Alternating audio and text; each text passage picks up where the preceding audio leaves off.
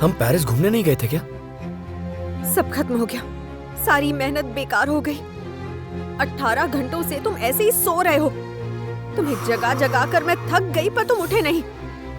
तुम्हें passport collect करने के लिए 3 बजे पहुंचना था। इस समय 4 बजे है। 1 घंटे के अंदर एम्बेसी बंद हो जाएगी और 8 बजे की फ्लाइट है। हम नहीं पहुंच पाएंगे। हम पहुंचेंगे। राम, मैं तुम्हें डायरेक्टली एयरपोर्ट पर मिलती हूँ। तुम अपना पासपोर्ट लेकर सीधे वहीं पर पहुंच जाना। अगर मैं ना मिलूं तो समझना मैं पकड़ी गई। मेरे लिए रुकना मत, तुम चले जाना। बाय राम। ऐसा नहीं होगा, हम दोनों साथ इंडिया जाएंगे, देख लेना।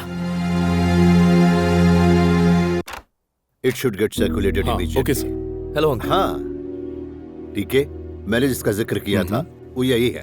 हेलो। डेविड से पूछो कि पासपोर्ट रेडी हुआ या नहीं। Sure sir.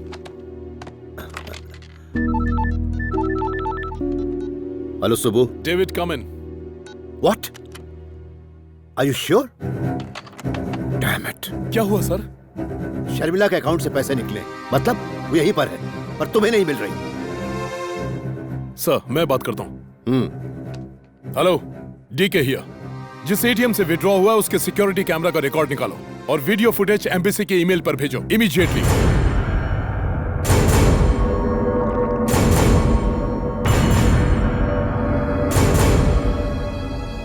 सर 5 मिनट में पता चल जाएगा किसने पैसे निकाले। किसने से क्या मतलब है तुम्हारा? शर्मिला ने ही निकाला होगा। अंकल पासपोर्ट अगर बन गया hey, तुम यहाँ क्या कर रहे हो? बाहर रुको। बेटा हम लोग बहुत टेंशन में हैं। पासपोर्ट कल आकर ले जाना। लेकिन अंकल, मैंने मुझे तुमसे क्या कहा? I said get out.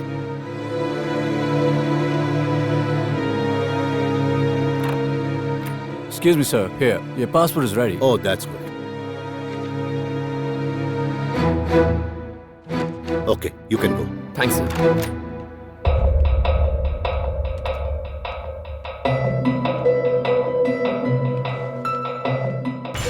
उसने तो चेहरा कैमरे से छिपा रखा है। डीके, मुझे तुम्हारी दोनों ही वजहें गलत लगती हैं। वो चोर नहीं है और ना ही उसका दोस्त है। तो फिर?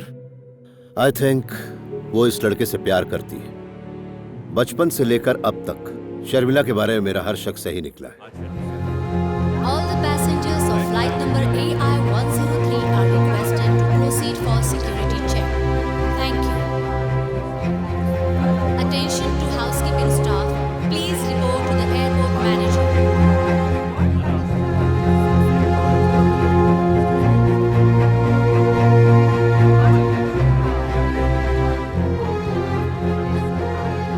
अगर मैं ना मिलूं तो समझना मैं पकड़ी गई। मेरे लिए रुकना मत, तुम चले जाना।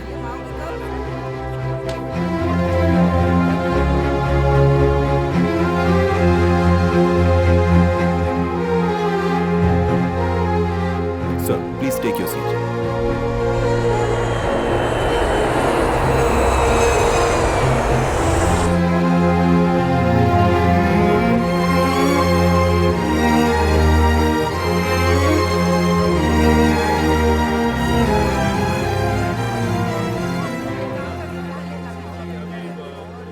Attention please.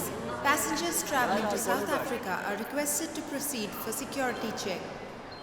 राम, हे, ध्यान से सुनो। डायरेक्टली गांधी हॉस्पिटल पहुंचो। डॉक्टर सविता, भूलना मत। हाँ, हे, शर्मिला।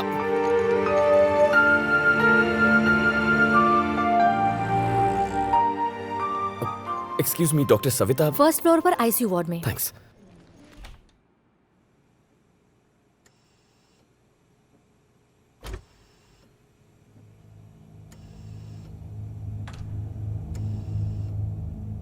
यस, आपको किससे मिलना है? डॉक्टर सविता। हाँ मैं ही हूँ, बोलिए। हेलो, मैं शर्मिला का दोस्त हूँ। शर्मिला? कौन शर्मिला? अरे वही शर्मिला जो पेरिस में रहती है, मेडिकल स्टूडेंट है आपकी दोस्त। सॉरी, यहाँ कोई शर्मिला नहीं है, आपको गलतफहमी हुई है। वैसे आईसीयू में आना मना है, आप बाहर जाके बैठिए। डॉक्टर सविता आप ही है ना? हाँ मैं ही हूँ। तभी तो शर्मिला ने मुझे बताया था कि आप यहाँ मुझे।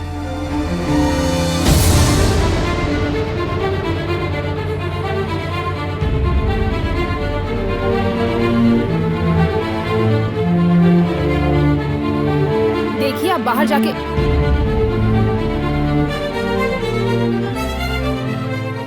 शर्मिला को क्या हुआ है डॉक्टर? क्या इसका नाम शर्मिला है? आप इसे जानते हैं? बस आधे घंटे पहले मैं इसे एयरपोर्ट पर मिला था। ये इसे क्या हुआ? एक्सीडेंट केस है। 1 हफ्ते पहले इसे एडमिट किया था, तब से ये कोमा में है। परेशानी ये है कि इसके बारे में हमें कुछ नहीं पता। एडमिट किए 1 हफ्ता हो गया? तुम यही रुको, मैं इस बारे में अपने सीनियर से बात करती हूँ। सर, पिछले हफ्ते हमने जिस लड़की को एडमिट किया था उससे मिलने कोई आया है?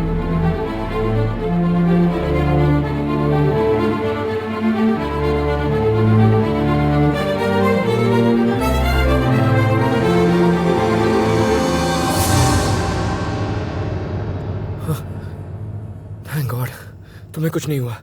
तो ये लड़की कौन है? तुम्हारी तरह दिखती है। मैं तुम्हें इतनी दूर से यही दिखाने के लिए तो लाई हूँ राम। तुम्हारी बहन है?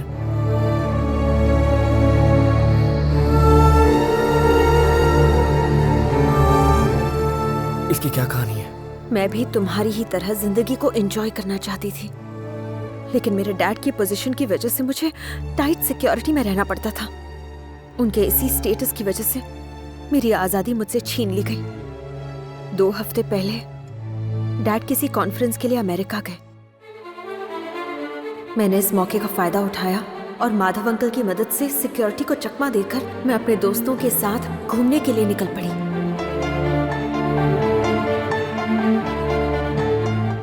तभी मैंने डीके को इंडिया में बॉम्ब ब्लास्ट करने वाले टेररिस्ट सईद के साथ देखा। डीके ने मुझे वहां देख लिया था और उसने मुझे मारने के लिए मेरा पीछा करना शुरू किया।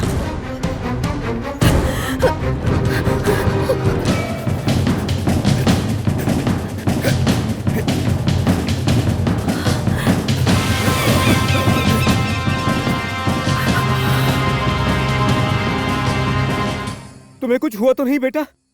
तुम किसी और को फोन मत करना, क्योंकि सारा सिक्योरिटी नेटवर्क उसी के कंट्रोल में है। और डैड को तो इन्फॉर्म ही मत करना, वो तुम्हारा यकीन नहीं करेंगे। तुम नहीं जानती बेटा, टीके को मुझ पे भी शक है। तुम्हें निकालने के चक्कर में मैं भी पकड़ा जाऊंगा। मुझे बताओ तुम कहाँ हो?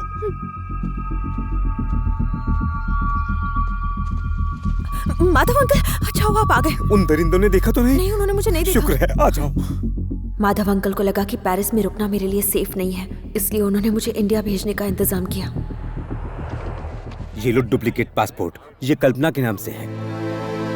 मेरी बात मानो बेटा, तुम्हें यहाँ से जाना ही होगा। घंटे भर में हैदराबाद के लिए फ्लाइट है। वहाँ एयरपोर्ट पे तुम्हें मेरा दोस्त पीटर आके पिकअप कर लेगा। फिर तुम उसी के फोन से मुझसे बात कर लेना। याद रखना, अपने फोन से तुम्हें सर या किसी को भी फोन नहीं करना है, नहीं तो डीके पकड़ लेगा। अगर इमिग्रेशन में कोई प्रॉब्लम होगी तो वहाँ हमारे आदमी सब संभाल लेंगे।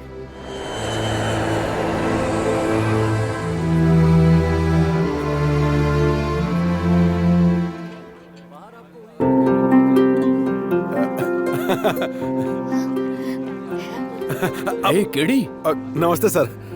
यहाँ पे क्या कर रहा है? फॉरेन से मेरी कजन आ रही है। जेल से छुट्टी मिले तुझे अभी 1 हफ्ता नहीं हुआ, क्या नया बिजनेस शुरू कर दिया क्या तूने?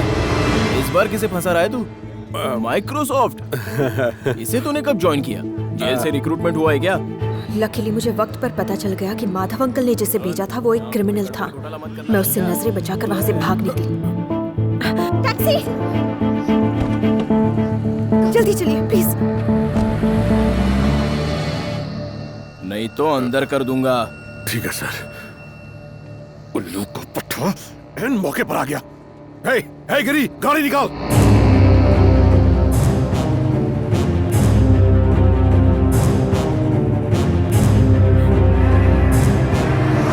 लेकिन उन्हें मेरी आवाज सुनाई ही नहीं दे रही थी। शर्मिला के दोस्तों से इंक्वायरी की थी, वो कहते हैं कि उन्हें कुछ नहीं पता। डैड, उसकी बात मत सुनिए, वो आदमी झूठा है। उसको आजादी चाहिए थी, वो कहीं आसपास ही होगी। अगर ये बात सबको पता चल गई तो प्रॉब्लम हो जाएगी। नहीं नहीं, हम उसका थोड़ा और इंतजार करते हैं। नहीं डैड, डैडी, नहीं, मैं यही हूँ डैडी।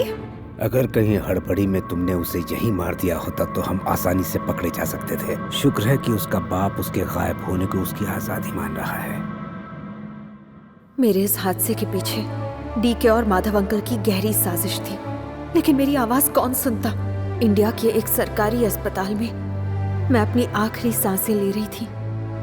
मेरी सारी उम्मीदें खत्म हो गई थी। तभी उस आवाज ने मुझे एक नई जिंदगी दे दी। अरबों लोगों से भरी इस दुनिया में किसी ने मुझे आवाज दी थी। एक सिर्फ तुम ही थे जिसने मुझे देखा था। सिर्फ देखा ही नहीं बल्कि मुझसे बात भी की। इसलिए मेरा मन हुआ कि मैं सारी बातें तुम्हें तुरंत बता दूं। पर क्या तुम्हें यकीन होता? अगर तुम्हें यकीन नहीं होता तो मैं अपनी जिंदगी की आखिरी उम्मीद भी खो देती। इसलिए मैं तुम्हें इतनी दूर यहाँ ले आई कि शायद सच्चाई देखकर तुम मेरी बात पर यकीन कर पाओ। इसके अलावा मेरे पास और कोई रास्ता नहीं था।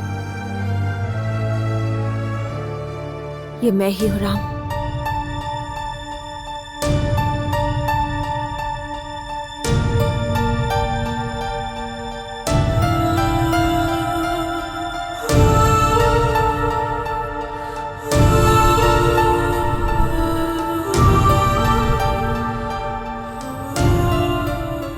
ताज्जुब हो रहा है ना? इस दुनिया में कई लोग हैं, तो सिर्फ मैं ही तुम्हें क्यों देख सकता हूं? मैं ही तुम्हें क्यों सुन सकता हूं? ये बात तो मैं भी नहीं समझ पाई हूँ। क्या वजह हो सकती है? इन दोनों को नहीं पता कि इनका मिलन पिछले जन्म का है। आइए देखते हैं। Arts college.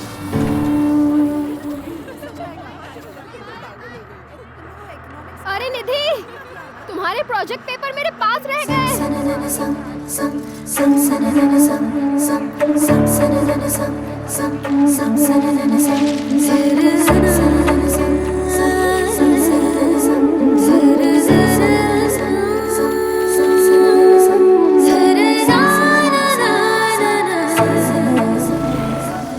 Polytechnic college.